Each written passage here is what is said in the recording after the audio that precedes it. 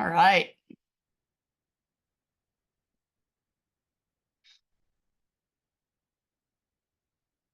So let's start off. Let's talk about player misconduct and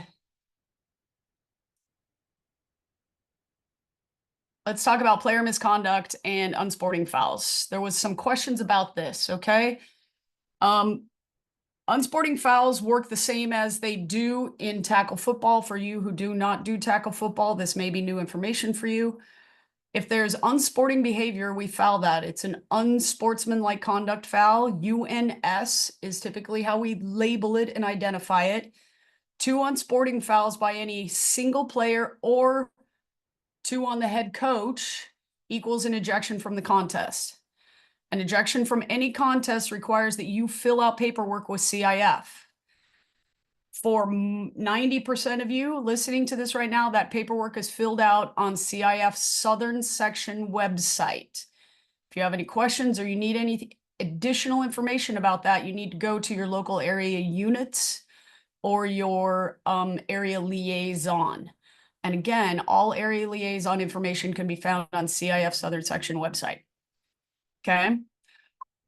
Flagrant fouls equal and can equal an ejection from the contest immediately. Now, this comes up because what has happened is we've had some players who are blatantly going after the quarterback. And we've had some coaches who are honestly telling their players that they're okay with the roughing the passer call if it means that they're knocking down every single pass attempt or basically getting in the head of the quarterback, making the quarterback feel like they can't actually get a pass away. Okay. These are all going to be judgment calls. This is all things that you need to keep in mind when you're doing things. But if you've thrown a flag for roughing the passer 2 or 3 times on the same rusher, maybe starting to think about that's now an unsportsmanlike conduct foul because they continue the behavior that they should be stopping. Just something to think about in your contests. And it's really terrible that this has become a thing, but it has become a thing. We need to protect our quarterbacks and we need to protect our passers. There will be more about quarterbacks and passers when we get later on. Incident reports, also on CIF Southern Section, on all CIF websites, whichever section you're a part of, there's an opportunity to fill out an incident report. Let me tell you what this does. This gets information to the school athletic directors when there are things that happen in a contest that administrators need to know about. For example, you have a team using non-approved flags, okay? And coaches will want to play that contest, but somebody in the administration needs to know about that. Somebody needs to know that this school is using non-approved flags. There have been some questions about balls, ball sizes, okay?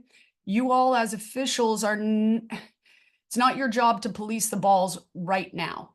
Because we do not have an approved ball for CIF, we're going to let them play with the ball that they brought. Now, the rule book does say that it needs to be a youth or intermediate size. However, there are some balls out there manufactured that have an NFL flag logo on them that are of the correct size, but they still say juniors. So again, this would be something that you would submit an incident report on. Hey, this school is using a ball that a coach had an issue with. Just want to let everybody know what's happening with the ball that this particular school is using. Doesn't get anybody in trouble, just gets information to the people that need to have that information so that if that school needs to purchase new balls, or perhaps it's fine. And then the coach can say, hey, it's come down from CIF that we can play with this ball. It's no big deal. Okay.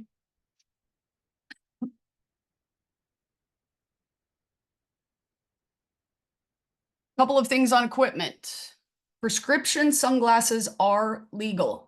They can wear prescription glasses on the field. They cannot wear sunglasses on the field. Okay. It's just the way the rule was written. We're only enforcing it the way the rule was written. Regular sunglasses, not legal. Prescription sunglasses, it's fine. We're not doing a great job of policing. And again, I don't want you guys to have to be the police, but players that are taping over their jewelry, and you know which ones I'm talking about, the nose rings and the high earrings that they don't want to take out, or the new earrings that they don't want to take out. I walked out on a field the other day and I had 5 girls with Band-Aids over their earlobes. And when I asked them about them, they said that they couldn't take their earrings out, so they just put Band-Aids over them. You guys, we can't let them do that. And I hope you know and understand the reason for this is to protect you all. If we let them play with illegal equipment, which is jewelry, and they get injured, you put yourself liable. This is to protect you. And it's okay to tell the players and the coaches that, hey guys, this isn't personal. This is to protect me. My liability is that you have to have these, not be wearing them.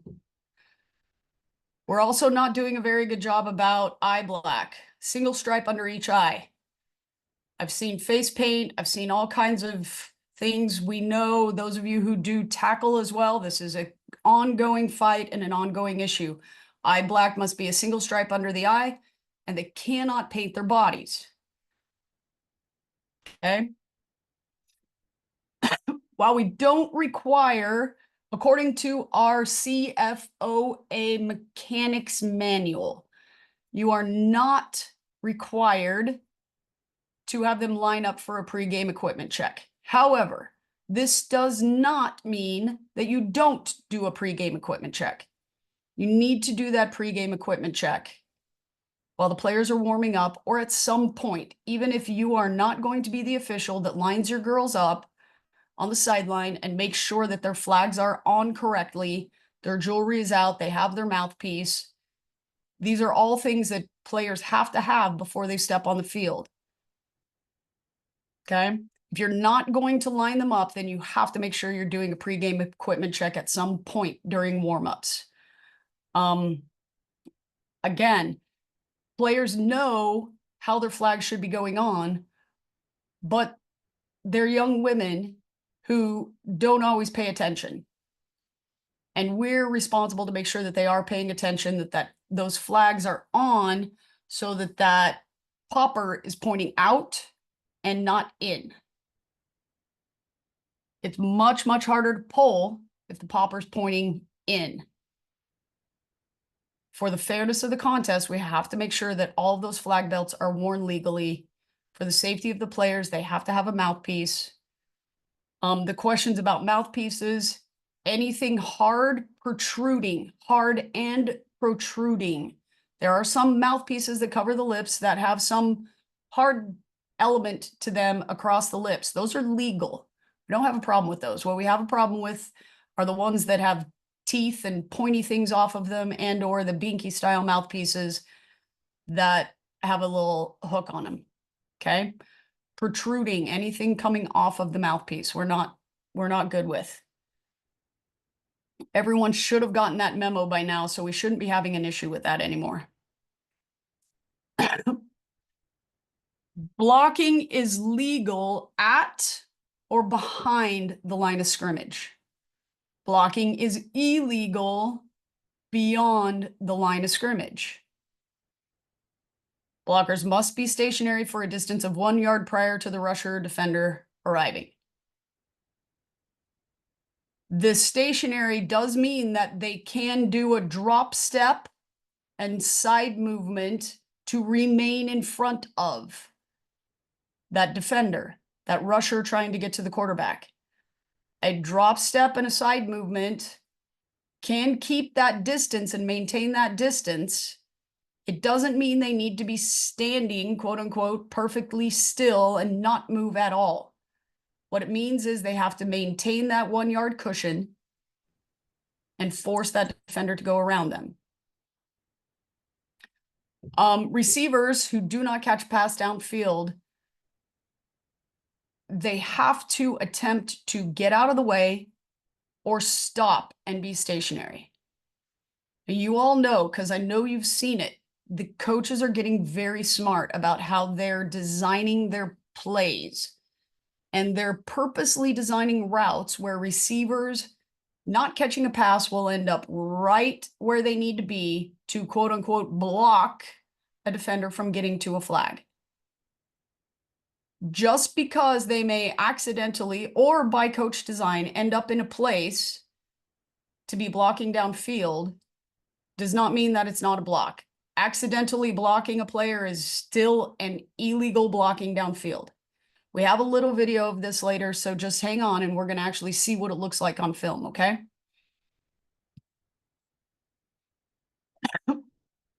Directly from the definition section of the rule book. I want to clarify that later in the rule book under offensive play for the offense, the word greater was not put in. It is a mistype in the rule book. We are going from the definition section. Greater than 360 degrees without an obvious change of direction. Now, from the state rules interpreter, in order to go greater than 360 degrees along a straight line without a change of direction, you have to go around 2 or 3 times, spinning like a top down the field without a change of direction in order for us to be calling this as a foul. So 1 spin, 360 degrees, and I keep moving, legal. That is not greater than 360 degrees.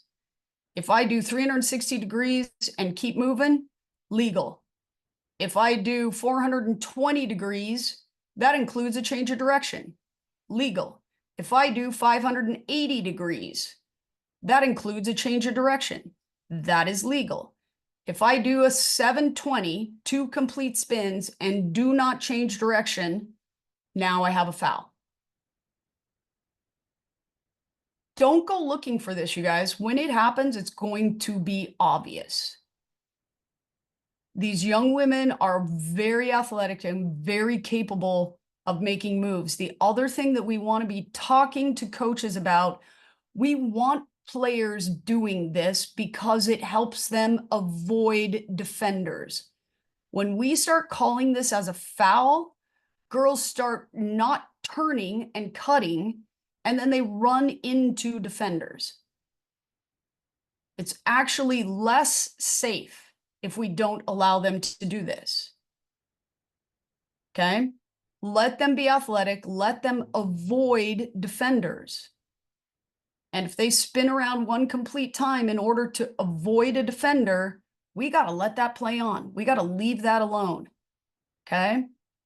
The ball carrier needs to be allowed to move and spin legally in order to avoid those defenders.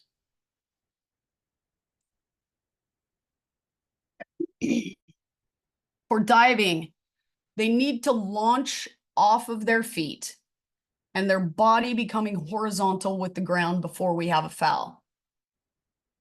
We don't call this on receivers attempting to catch a pass. We want those receivers making really awesome, nice athletic moves. Okay? And some of that's catching a pass that might be going over their head a little bit. It is a safety foul. However, again, we want them to be athletic and we want them to make really awesome plays. So lunging and reaching where they might go down on a knee, we're going to leave that alone. Just let it play on. Okay? Lunging and reaching where they go down on a knee or slide forward slightly as they're extending the ball or going for a flag, we're going to leave that alone. When they launch off their feet, going for a flag or trying to further the progress of the ball, becoming horizontal with the ground, that's when we have a foul. The quarterback is the person who receives the snap of the ball. As long as the quarterback is the only person to have possessed the ball, we have rushing restrictions in place. The passer is the player throwing the ball. This is not always the person who received the snap. Once any other player other than the person receiving the snap, other than quarterback, possesses the ball, all rushing restrictions are off. Okay. However, if they turn around and hand it to the running back, and then that running back rolls to their right and attempts a pass, that running back is now a passer. When they are in a passing posture, we need to protect them with the same rules as a quarterback throwing a pass. So any contact to a player in a passing posture should be a roughing the passer foul. We'll go over that when we get into the film too, because there's some really good video of what you guys should be looking for. Any team B player who crosses the line of scrimmage while the quarterback is the only person to have possessed the ball is a rusher. Rushers can be either legal or illegal. Okay? Any player who crosses the line of scrimmage while the quarterback is the only person to have possessed the ball is a rusher. Then we go backwards and we determined if they are legal or illegal. It will take 2 or 3 officials to make this call. Don't be afraid to throw your flag, get together, talk about it, and then wave off the flag. Rush line judge, if you have a player who leaves early from your rush line and you think you might have a rushing foul, it's okay to drop that flag, come back to your line of scrimmage official and say, I had number 16 leaving early. Did she cross the line of scrimmage? No, she did not cross the line of scrimmage. Awesome. We have no foul then. Wave it off, play ball.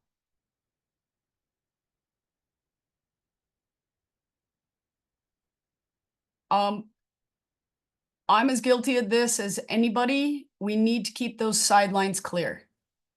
You guys have 3 feet at your sideline. That is just yours.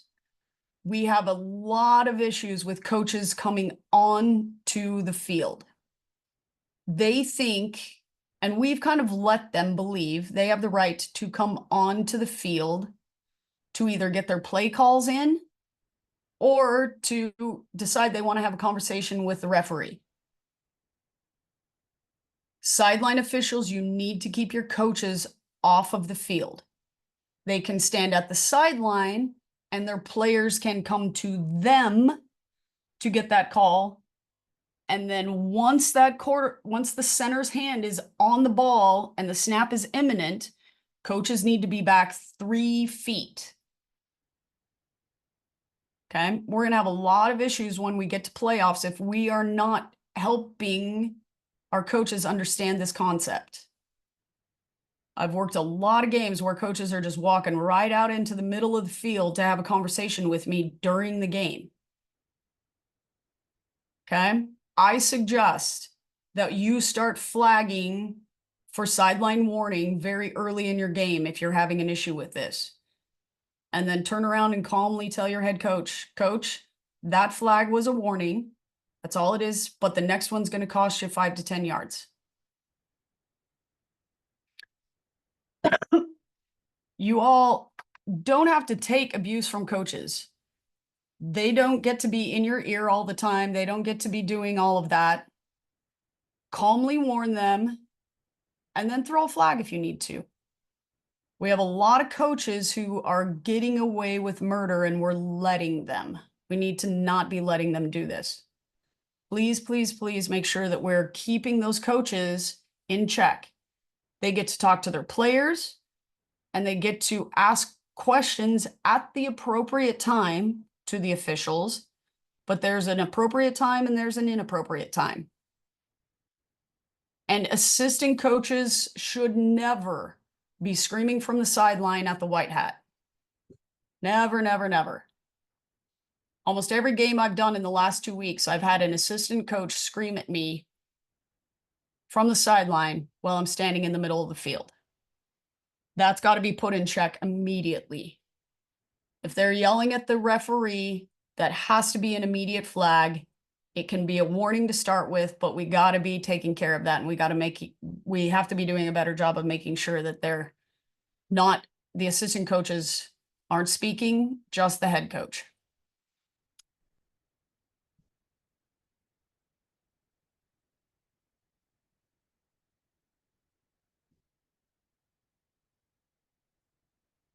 As officials, we should be arriving at our facilities 30 minutes prior to kickoff. If you are not there 30 minutes prior to kickoff, you are late.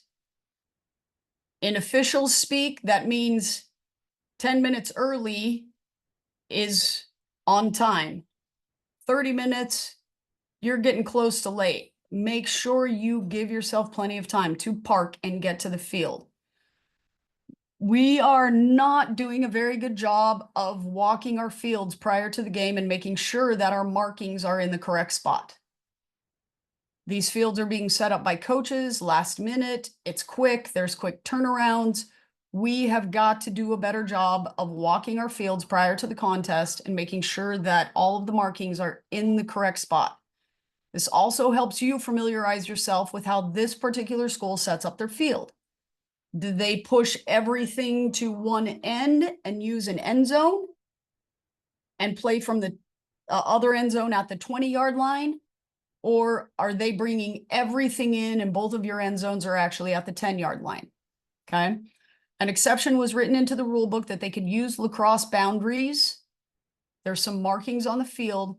Those markings, if they use a football boundary, a football sideline on one side, and then a lacrosse boundary on the other sideline, it actually makes the field just a little bit larger than we want it to be. If they're going to use the lacrosse boundaries, we would ask them to use both lacrosse boundaries and bring the field in from both sides. Okay. We don't need to have them change this in the moment. We can just at halftime after the game have a talk with the head coach and just say, hey, coach, just so you know, when you use a lacrosse boundary on one sideline and then a football sideline, a normal size football sideline on the other sideline, it actually makes the field size just a couple of yards too big. And just ask them to, next time they set up their field, use both lacrosse boundaries. I understand, and you guys should know, I know this makes it more difficult on you because then you don't have a clearly marked restricted area. Please, if you have an opportunity, gently remind your coaches that 2 sets of cones on those sidelines could be necessary to mark off a restricted area. If they're struggling to stay out of your area and struggling to stay out of the restricted area, the coach probably needs to think about putting down another set of cones to line off that restricted area and help keep players and coaches out of your area.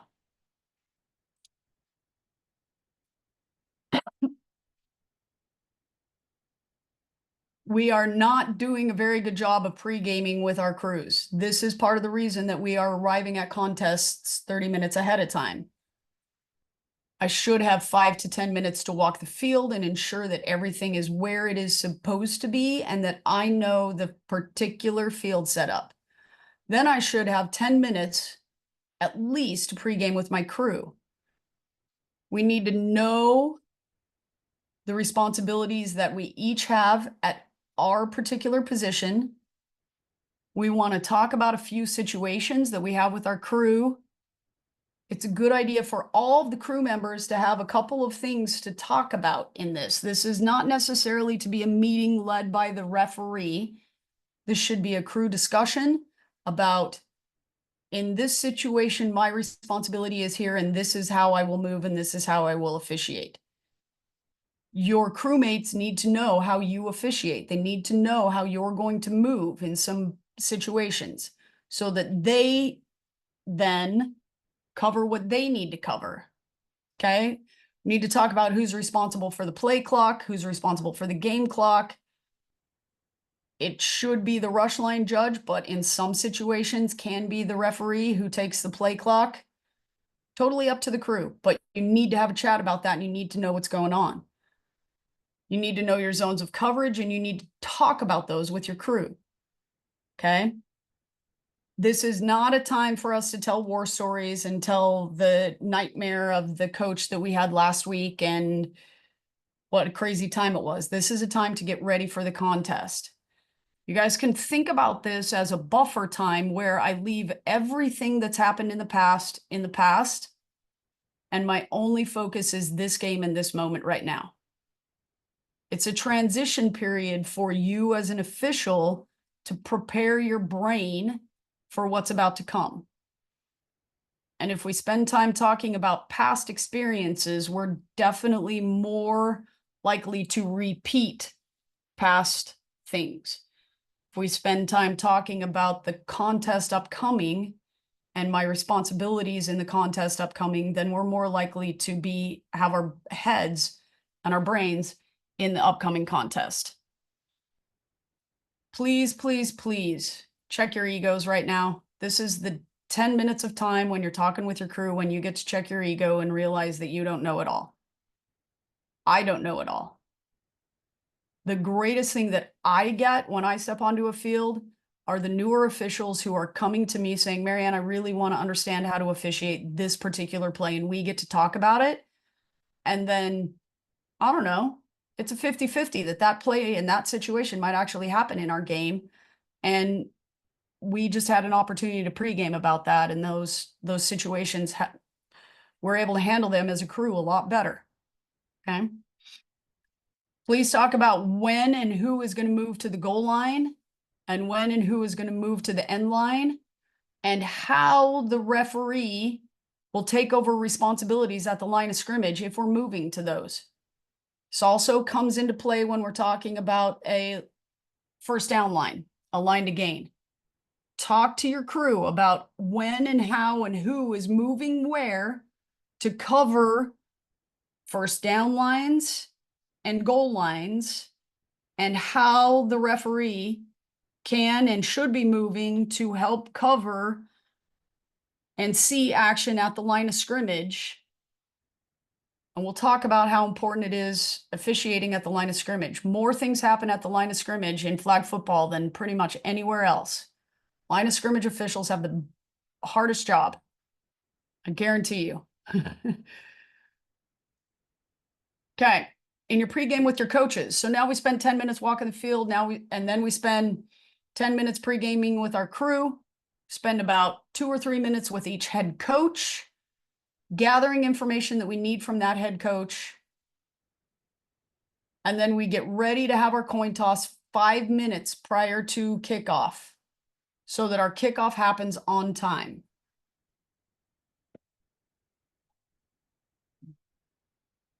This is a sample of what I cover with my coaches in my flag contests and my tackle contests. This little card's in my pocket. I talk to them about, are their players legally equipped? Are we going to have overtime in this contest? What does the coach want when it comes to the coin toss? We ask this, however, we also tell the coach, your captain gets to make the ultimate decision. They're picked as captains for a reason. They should know, and their decision is actually final. While we can help direct them, the captain's decision is your final decision. So even if you ask your head coach about this, if your captain comes out and gives you a different story, you go with what your captain tells you. We want to ask the coach about any unusual plays that they may have so that we can be on alert for those. It's a good time to, coach may just simply say to you, we run option plays a lot. Okay. Then you're alert for for that. And we actually have an option play in game film when we get there. Okay. At the bottom of here, the most important thing that I tell my head coaches in my coaches meetings, if they want to talk to the referee, they have to call a timeout. If they burn a timeout, the referee is going to come to the sideline and they're going to talk to them for the full 60 seconds of that timeout. And then we move on and we play ball. Okay. Referees, you do not have to talk to them for more than that. In fact, it can be 45 seconds because you still need 15 seconds to get back out there, get the ball set, and get ready to play. This is not a time when, if they burn a timeout to talk to the referee, that's the coach's time. You guys know that. He or she are spending their time out to probably rail at you, the referee, for 45 seconds. They generally don't actually want to have a conversation. If they don't ask you a question, don't respond and don't answer. We only respond to questions. And if we don't have the information, we let them know that we'll get them the information as soon as we can.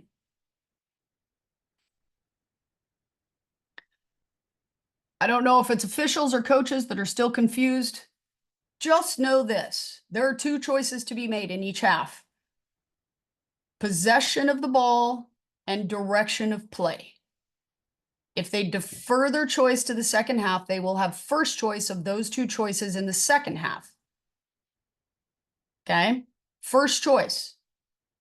They get to choose first whether they're going to choose offense, defense, or direction of the ball. Then we have the same choices happening again in the second half.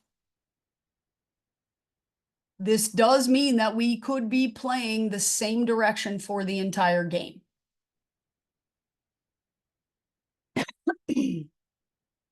This came by request from coaches in particular areas where weather was a concern, and they wanted and told CIF outright that if they had the choice to choose direction every time, they would forego the ball and possession of the ball in order to have choice of direction. Okay? At halftime, quickly gather any information you need from your coaches and captains as to direction of play and possession of the ball. Answer quickly any questions, get some water, and then talk to your crew. 5-minute halftimes go very fast, and you will barely have time to get any of this in. So make sure all of this happens quickly, and make sure that we're starting our second half on time. Game times running long have a lot to do with mismanagement from officials delaying kickoff for 3 to 5 minutes because we didn't take time to talk to the clock operator, or we were still getting things situated. They also run long because, again, we have a 5-minute halftime, and then the first snap doesn't actually happen until 3 minutes after our 5-minute halftime. At 5 minutes, that ball should be placed ready for play, and we should be snapping the ball no more than 30 seconds after our 5-minute halftime. We get to decide how we manage the timing of these games. Okay? When it comes to addressing coaches' concerns, calm, low voice, speak slowly. Coach, I'll get you that information as soon as I can. Coach, I have a responsibility to have my attention on the field of play. If you want to talk, you have to call timeout. And then calmly, if necessary, coach, please know that this is your only warning for misconduct. The next one will be a flag and most likely a penalty. Calm. The calmer and slower we speak, if I speak high-pitched and fast and coaches can't understand me and they don't know what I'm saying anyway, and this is how they talk to you and you can't understand a word they're saying. Ooh. Coach, this is your one and only warning for misconduct. Please know the next one could be a flag and a penalty.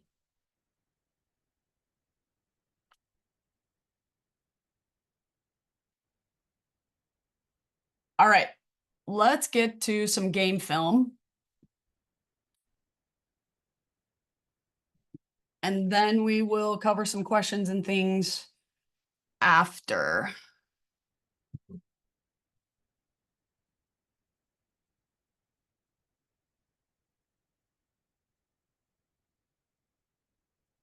Can you all still see my full screen?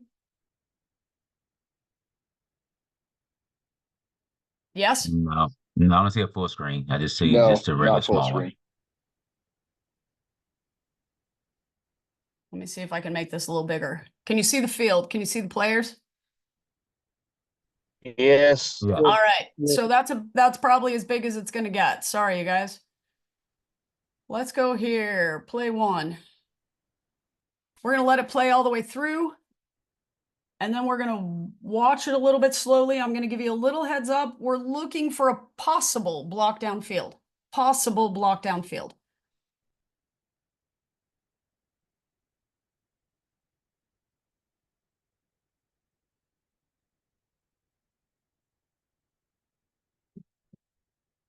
One more time at full speed. See if you can pick it up.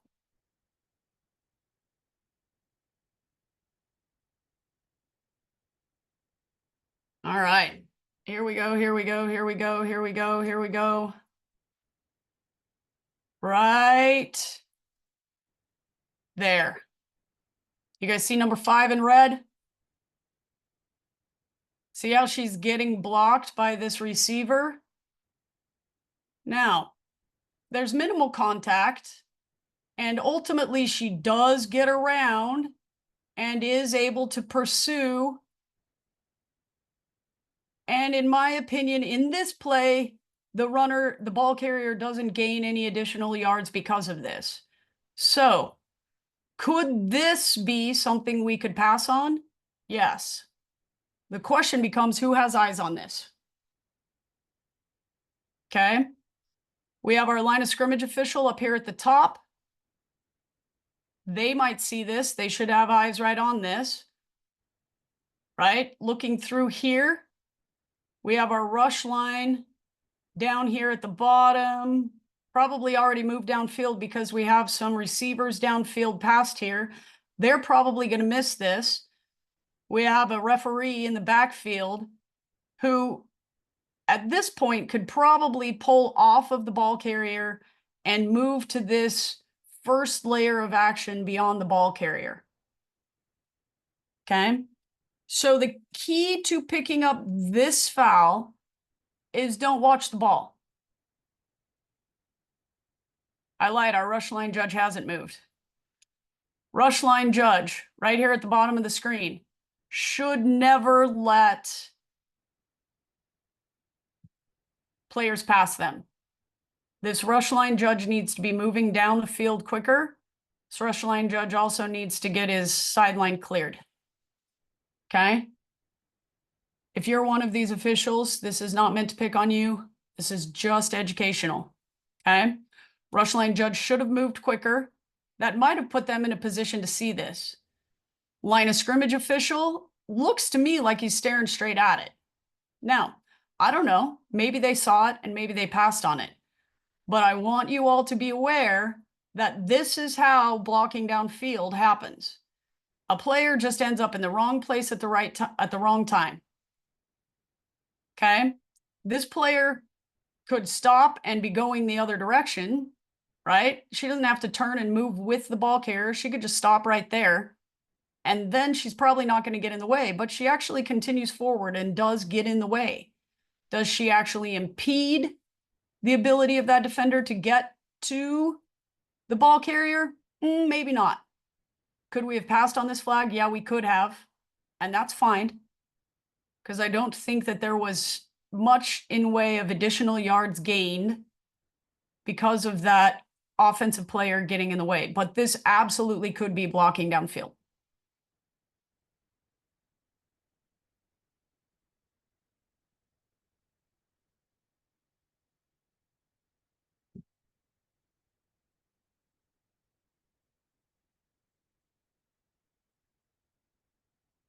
Rush line judge is at the bottom of the screen. I want you to pay attention to when he actually leaves the rush line.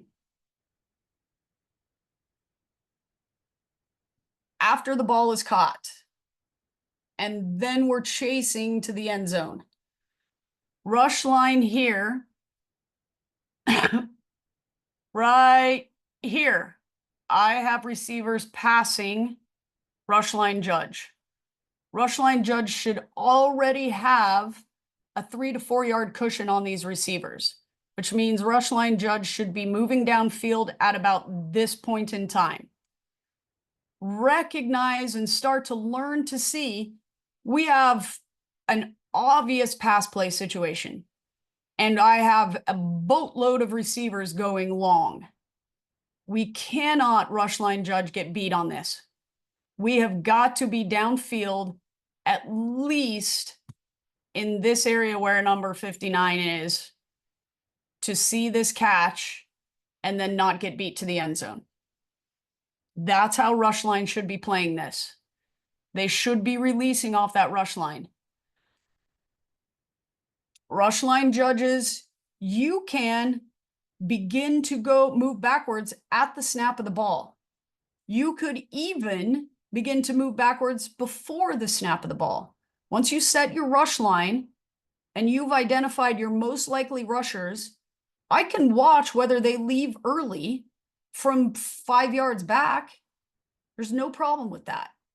I'll see the snap of the ball and I'll see my rusher, and I'll know if they leave their spot prior to the snap of the ball. I'll know if they're not legal, even if I set my rush line and then step back another 5 yards to give myself a bigger cushion.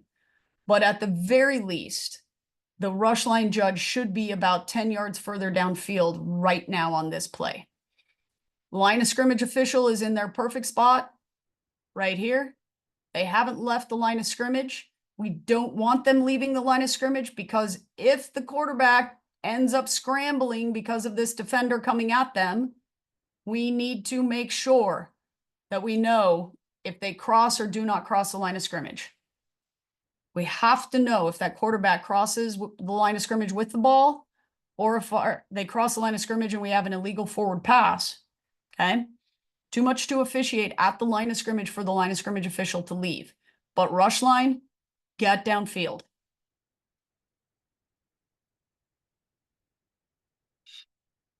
Keep an eye on your center.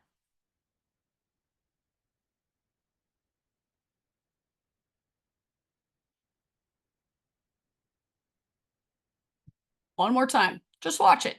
Tell me if you see anything. Just keep an eye on the center.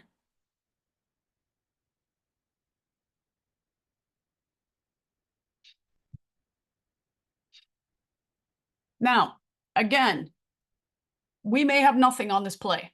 Do I have a slight amount of contact? Yeah. Who's responsible to avoid that contact?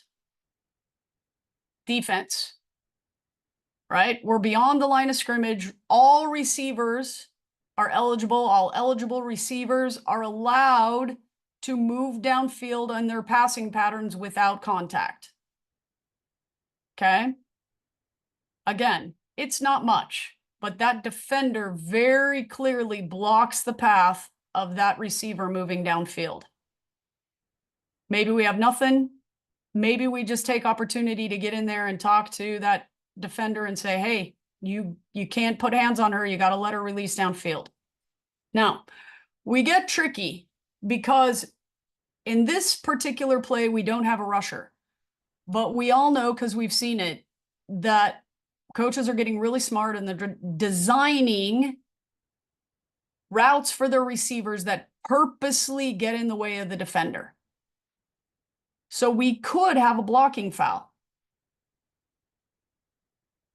It's tricky to call, but if you see it over and over again where the same player, and oftentimes it's the center, is having this kind of contact with your rusher, that means that the coach is probably designing running routes for their center purposely to get in the way of the rusher.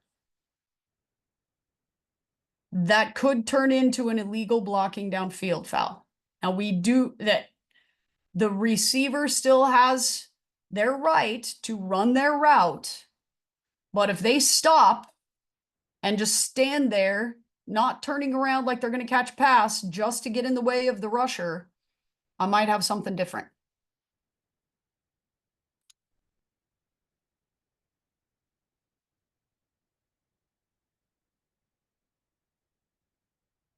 This one we're looking for, again, this is going to show a little bit more clearly some illegal contact downfield.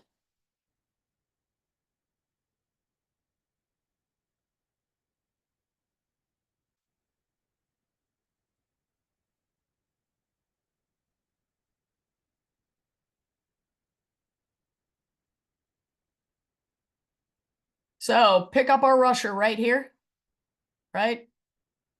And then watch how this receiver runs their route to pretty obviously get in the way of the rusher.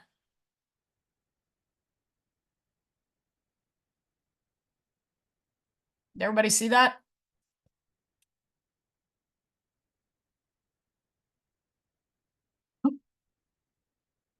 One more time. Again, our rusher is right here in the middle of the field. Lined up, our rush line is set. They are clearly behind the rush line. They're even looking at our rush line judge to make sure they're legal and they're good. Very clear and obvious that this is our rusher. Now watch the route that is purposely run to get in the way of that rusher. That receiver could have picked a little bit different route, but right there, she obviously just veers over right in front of that girl. Okay? Now, real time and not on film, this is going to be really hard to pick up. The point of this is for you all to be watching this. Receiver running straight forward, straight forward. Oh, there's the rusher. Let me move over and get in her way. Now, you still may have nothing. Or you may decide that at halftime you want to talk to your head coach and say, hey, coach, your centers are getting in the way of the rushers, and I'm going to throw an illegal blocking downfield foul. You got to fix that.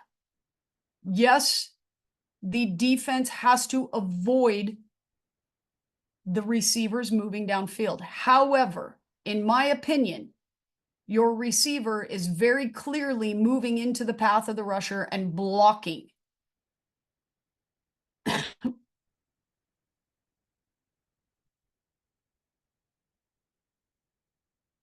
We're going to watch some really, I want you to just keep your eyes on our line of scrimmage official.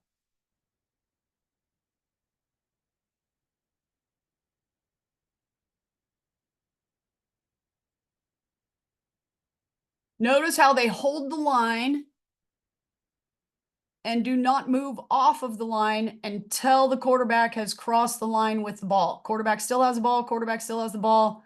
Now they move. Now they're trailing the play just a little bit. We're okay with that. You're going to get that out of bounds spot. We're not going to be worried about beating the player to the spot because we have to stay at the line of scrimmage as a line of scrimmage official until they've crossed the line and then officiate behind the play. This is clear and obvious. However, we seem to still be missing this foul. False start.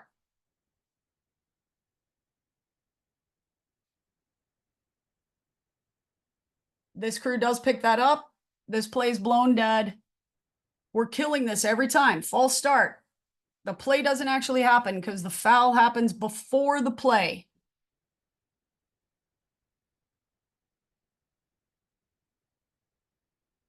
See if you think you can find a flag guarding here.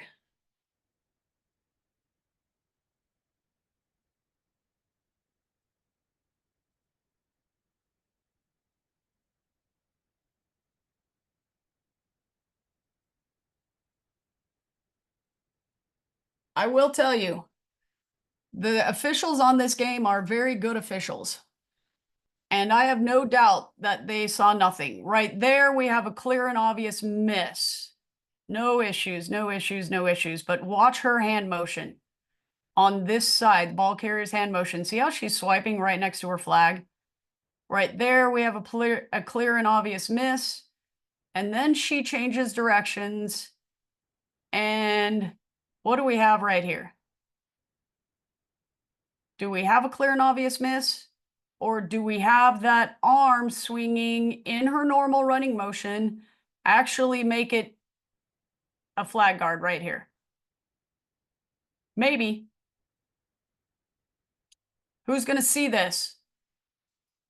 Not our referee, because he's blocked by a bunch of players. Our rush line judge, perhaps, to keep an angle on this. Rush line judge, again, if you move downfield a little faster on this, you're going to have a better angle on this. Line of scrimmage official, this angle, if you keep this angle, you may be the crew saver right here and pick up that flag guard. Now, I'm not saying that it was or it wasn't, because it's really hard to tell what happens, and we really just have to trust that on the field, it wasn't. This one right here looks a little bit more obvious, where it really does look to me like she's swatting away the hand, but maybe she just flat out missed it. Okay. This is a really good run by this quarterback, but we have got to be careful that we don't give the defense a disadvantage by missing these flag guarding calls. Angles matter here. Keep an angle that allows you to see what's happening. And again, our line of scrimmage official at the top of the screen may have a great angle, even though they're 40 plus yards away from this play. They may have a really great angle to see this. I will tell you, referees in the backfield, as you follow this play, you often end up with the best angle to see flag guarding. So make sure you're moving to that. Let's talk about roughing the passer.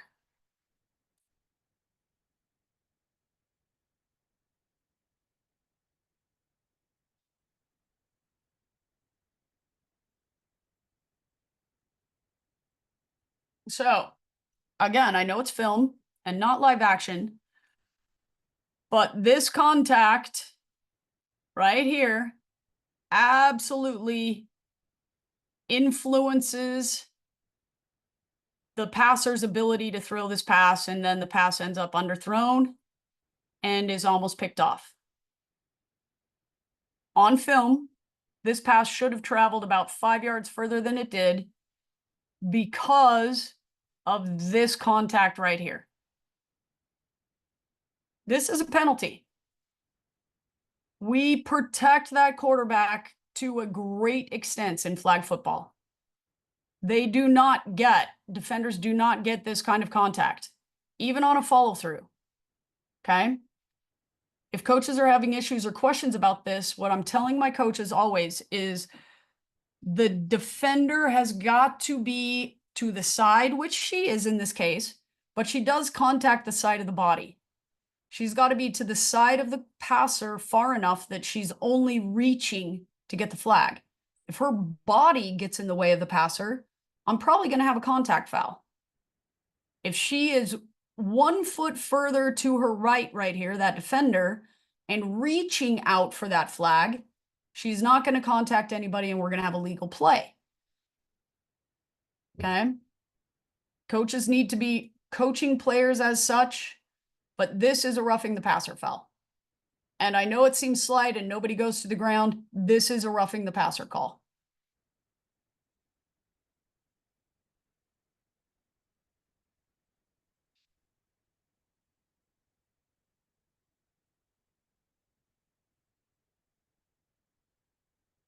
Let's go here.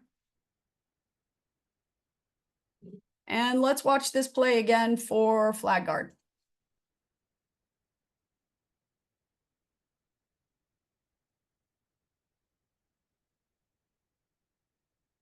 Oh, wrong one. My bad. This one.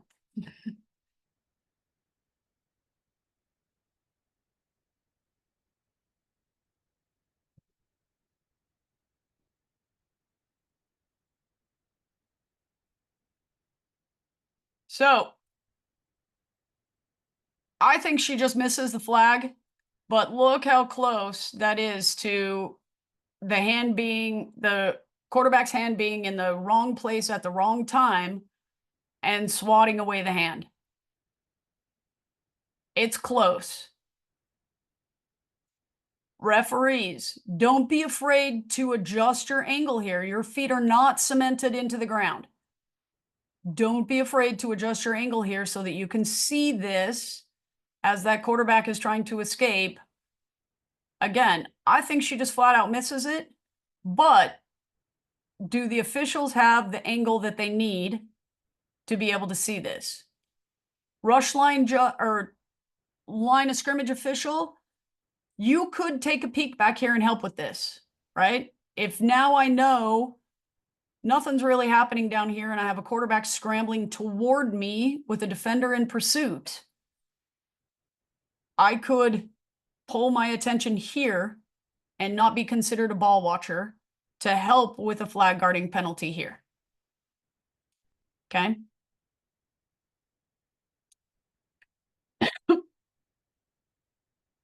Let's go here. We're looking for a holding call.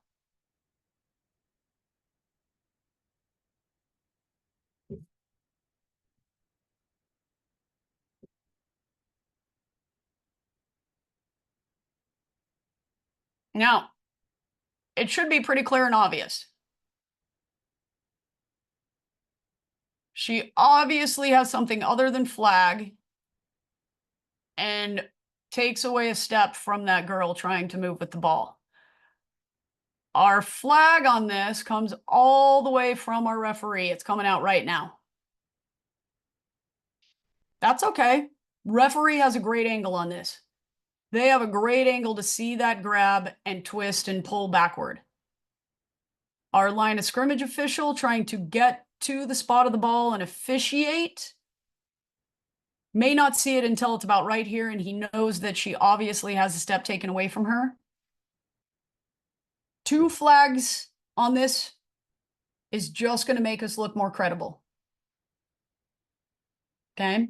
Referee and line of scrimmage official both throwing on this just makes it more credible. Don't ever be afraid to have 2 flags on a foul. Just come together, talk about it, make sure you both have the same flag. We're enforcing holding from the end of the run, 10 yards, and it looks like this will result in first down. Okay?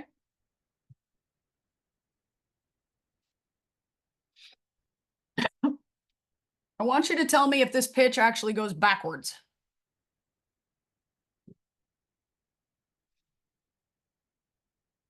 We'll talk about the contact in a second, but I just want you to watch the pitch and tell me if the pitch actually goes backwards. And tell me who's supposed to be making this call. Okay?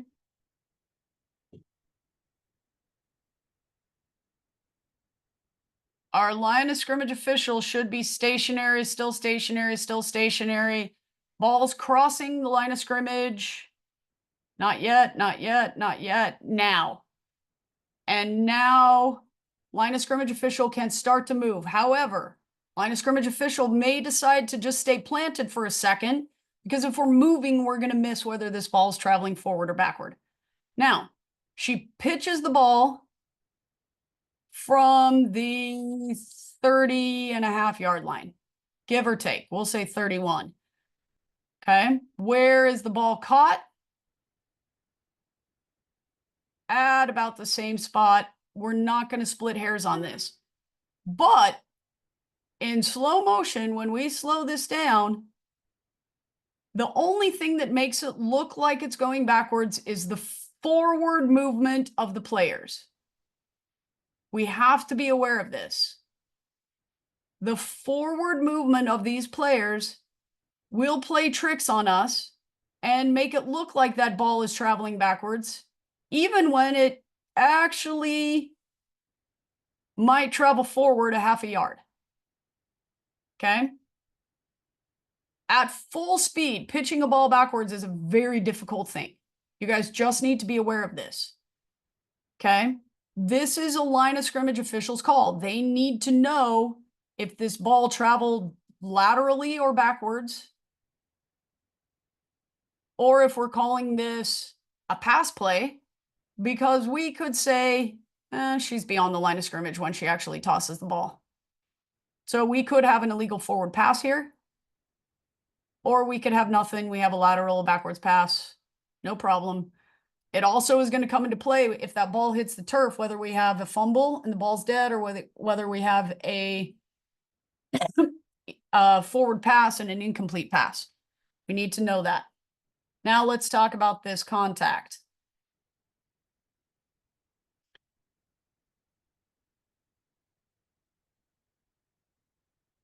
Who's responsible to avoid this contact right here?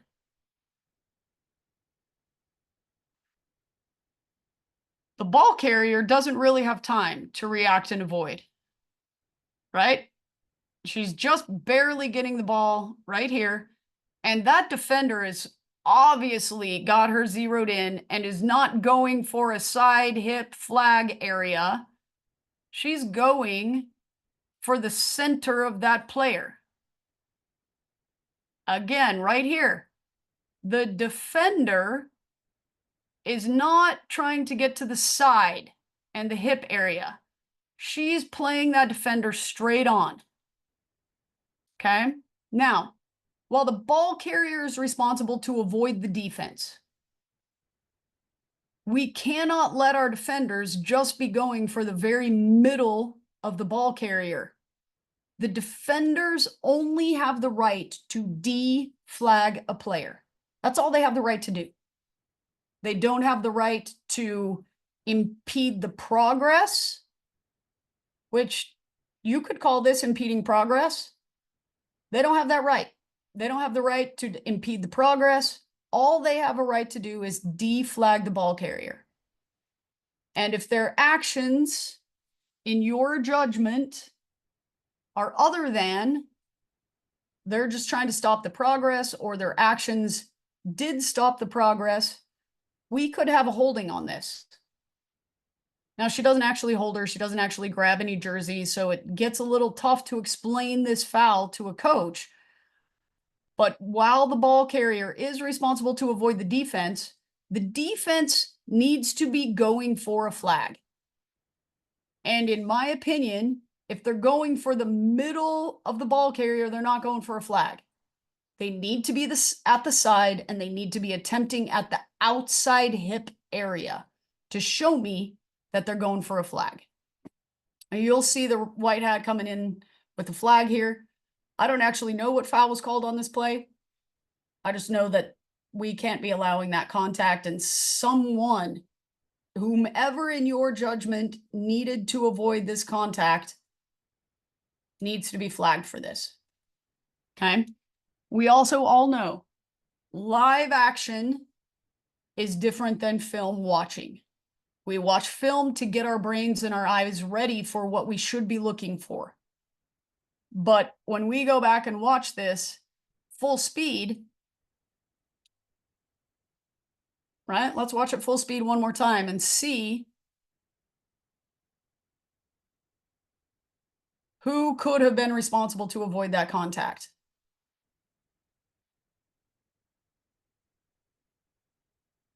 Okay? It's a judgment call.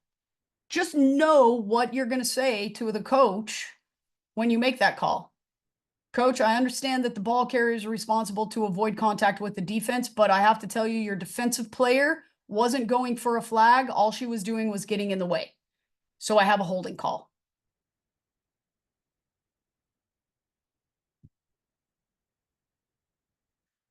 We're going to have another blocking downfield on this play, or maybe.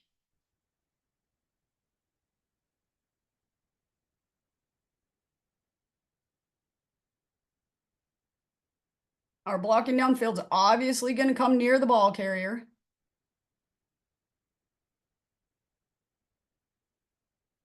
Now, maybe we don't, right? Maybe this is a flag that we don't throw because it doesn't actually have much impact on the play. But offensive player number 30 something right there turns, moves, screens out that defender trying to get to that flag. And if that ball carrier had gone on the other side of number 31, we would absolutely have a blocking foul. Right? If she takes a 3/4 spin and turns direction here, 31 is obviously in a blocking position. Now she doesn't, and she ends up getting deflagged right there. So maybe we have nothing, but maybe we have something. And we talk about these plays and we go over these plays because these are the things that you should be keeping your eyes and attention focused on. These are the kinds of calls that great officials make. And I know you all want to be great officials because you're here this morning. You're giving up your Sunday morning to be here and go over these things.